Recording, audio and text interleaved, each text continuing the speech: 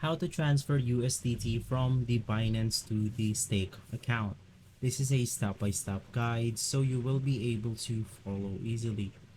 Now I am inside stake.com right here, and the first thing that you want to do is to go ahead and click on this drop down menu, and in here you want to select USDT.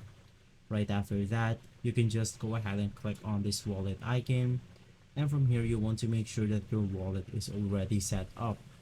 Now I'm having some problems in my wallet right here, so I cannot go ahead and show it to you guys, but basically all you have to do is select USDT, and from there you will be able to get or copy the address on your wallet right here.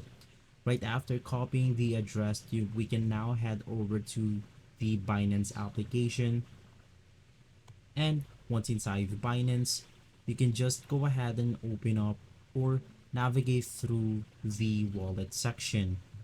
Now inside wallets, go ahead and click on withdraw right here. Click on withdraw, and from here you want to select USDT, send via crypto network, and you can just go ahead and paste the address right here. Right after that, you want to select your network and the amount that you want to transfer. So guys, if this video has been helpful for you, please consider by liking and subscribing. I'll make sure to see you again next time. And as always, thank you.